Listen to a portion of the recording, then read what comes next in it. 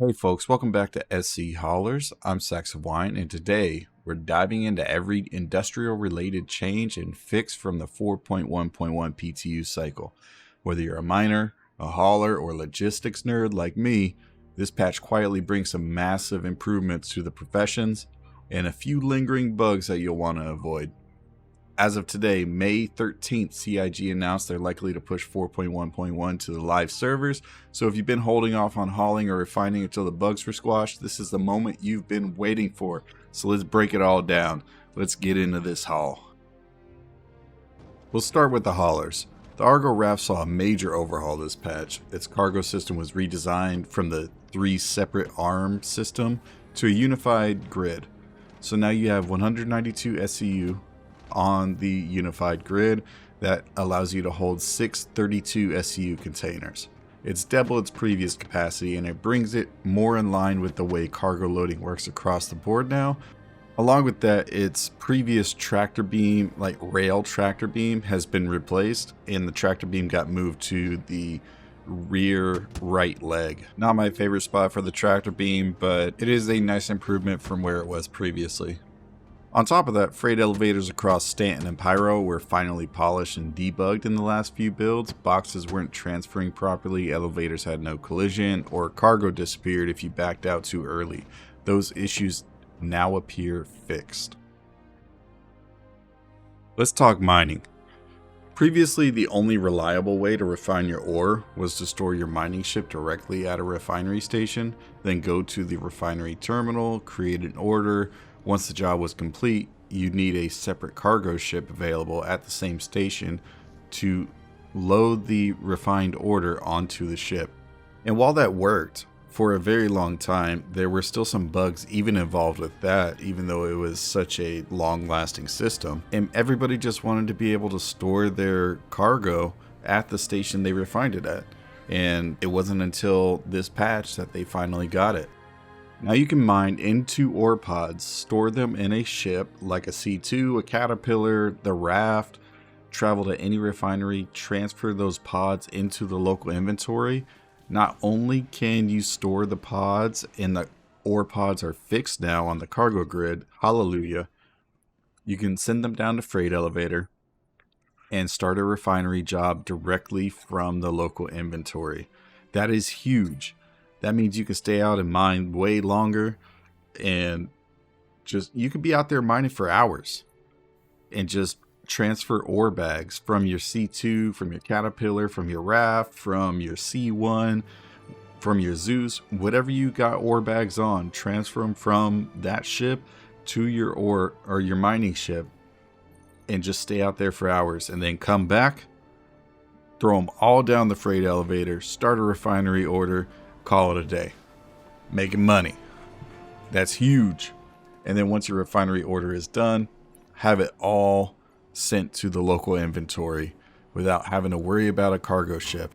That being said, this also opens the door to piracy. So just be forewarned about that. Pirates will now be looking for miners. Last thing I want to say about mining is if you're doing the little trick to get extra ore pods on your mole or prospector, that is no longer working. They fixed that. Alright, let's talk about something kind of new, kind of cool. Handyman missions. These missions just came back in the latest update, and they're not super flashy, but they're actually pretty cool. Basically, instead of flying stuff from place to place or mining rocks, these missions are more about fixing things, like rerouting power, repairing pipes, and doing little jobs that keep stations working. It's like being the space electrician or mechanic. You'll usually find these missions at spot you're already going to, like Obituary, Ruined Station. They're not worth a lot of money, and there's not really any progression to it yet. This is like a baseline for where engineering gameplay is going to go. But if you see one while you're at Obituary or Ruin, or Checkmate or wherever, go pick it up, check it out. It's quite a bit of fun to do. Right now, they're still really basic. You're not going to be crawling through ship vents or rewiring a whole base or anything, but this feels like the start of something big. CIG, the devs, seem to be getting ready to add real engineering gameplay with this, and this is like the first baby step. One weird thing I noticed, I only saw these missions when I was neutral with both factions, that's Citizen for Prosperity and Headhunters. But as soon as I became enemies with CFP and leveled up with Headhunters, boom, Handyman Missions were gone. So I'm thinking that right now you can only get them if you're friendly with Citizens for Prosperity. Some players said they found versions for Headhunters too, but I haven't seen any myself. So if you're curious and want to try one out, just don't go picking fights with the wrong faction or you might miss your chance. Okay, now let's talk about some of the smaller technical changes in this patch. This kind of stuff that doesn't make headlines but still affects how you play, especially if you fly with friends, run big ships, or like messing around with tractor beams. First off, let's talk about a bug that was driving me crazy in the Argo Atlas. You know that little mech suit that you can get into that has a tractor beam attached to it? Sometimes you'll have one with a mining attachment on it, you know? In earlier builds of the PTU, if you had one sitting in your hangar and then spawned a different ship, the Atlas would fall through the hangar floor, like it forgot how gravity worked or something. Sometimes it would respawn, but majority of the time you would just see it infinitely fall through the planet. But hey, that's been fixed. So if you're using the Atlas for loading or moving cargo, it should stay put now. But if you find it happening again in this patch after it goes live, make sure to go to the issue council and report it because I hate this so much. Next up, we've got some tractor beam changes. This one's kind of important if you like to do sneaky stuff or just move cargo around in the cities to, you know, be a butthead. CIG went ahead and disabled the Atlas tractor beam in armistice zones. That's the safe zones where nobody can shoot or mess with you. Why would they do this? It's because people are using the Atlas to harass other players. Yeah, not cool. So now the tractor doesn't work in those areas anymore.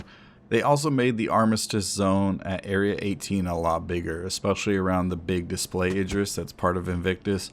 People were flying up to it and ramming it for fun and sometimes even destroying it. So now if you fly too close, you'll hit that impound area very, very early. Just a heads up, if you're planning to check it out during the event, you're going to have to go on foot. And lastly, this one's for our multi-crew captains out there. If you're running a Reclaimer, Polaris, any type of industrial ship that has a turret on it, you're going to like this. CIG added recoil effects to some of the larger weapons like the Panther repeaters. I don't know what the size 6 is on the Polaris, but that was a big one that they changed and added actual like recoil animation to it. And now when you fire them, you can actually feel like the force of the weapon. Like you can see it jerk and pull back, and it's actually really cool. And I love like the immersion that they put into this. They also increased the ammo count for turret weapons. So if you were using a turret that had like, if you're using a laser turret, you would, with max weapon pips, would have 75 rounds at full power. And now you might see 120 or 150 rounds depending on what ship and what weapons you're using, what loadout you have in that ship. So for you gunners out there, you're gonna have a lot more fun, a lot more rounds to shoot with. Alright, now let's talk about the new ships coming out during Invictus launch week, which is basically Star Citizen's big like warship holiday. It's when all the major ship companies show off their best stuff, and this year we've got two really interesting ones to keep an eye on. First up, the Anvil Asgard. Now, we don't have a lot of official info yet, but we do know a few solid things. CIG has confirmed on more than one occasion that the Asgard is coming out during this year's Invictus. It's made by Anvil, the same company that builds ships like the Valkyrie and the Carrack. The Asgard is basically a new version of the Valkyrie, but instead of focusing on dropping off soldiers, it's been redesigned as a heavy transport ship. That means it's made to move big stuff like vehicles, cargo, or gear. Think of it like turning a battle bus into a space moving truck. According to leaks in some early 3D models, the Asgard's cargo bay is huge. People are saying it might be able to fit an entire ballista, which is one of the biggest ground vehicles in the game, or even a Drake Golem, which is a full-size mining ship. I mean, it's a small one, but it's still a full-size mining ship. If that's true, this thing is going to be very popular with players who run missions with vehicles or want to do ground ops with backup. We've seen little glimpses of it in footage, like tiny teasers, but the full reveal is expected to happen on May 23rd, which is Anvil's dedicated day at Invictus. So if you're interested in the Asgard, that's the day to watch. Next up is the Idris-P. Now this ship is a beast. We saw glimpses of it in the PTU early on until they replaced it with the Polaris. It's been confirmed that this will be sold in batches. It is a limited stock ship, so it's going to be sold in batches, but we're not 100% sure if it's going to be released or not. CIG has not confirmed it. It's only hearsay. So if you've heard anything saying that it is going to drop up to this point, don't believe it. Until we see Day 1 Invictus on Thursday, May 15th, we are not sure if the Idris will drop.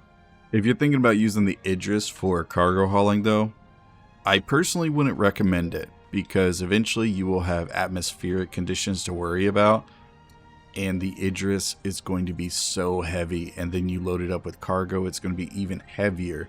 You think the fully loaded Hull C with in atmosphere is heavy? The Idris will be even worse eventually. That being said, the Idris is still a really cool ship. It's got a lot of cool functions to it. The hangar bay is huge and I love it. But they will have an Idris-P on display at Invictus, so be sure to go check that out. Take a walk around. One of my favorite rooms in there is the briefing room, and it's like a little theater. You can do so much green screen work with it. It's awesome. But that's it, folks. While this patch didn't headline with industrial features, it quietly brought in some of the biggest back-end changes we've seen in months. Refinery job routing, RAFT cargo update, tractor beam stability, a sneak peek at scalable resource collection, all point towards one thing: bigger gameplay loops coming soon. Soon TM. And if you're planning on diving into quantanium mining like I am to grind out that Wikelo Polaris, this patch is definitely setting us up for success. If you found this breakdown helpful, drop a like, sub to the channel, and let me know what you're most excited for in 411. And if you're deep in the hauling game like I am, tell me your go-to ships in the comments. I'm Sacks of Wine, and as always, we'll see you at the next haul.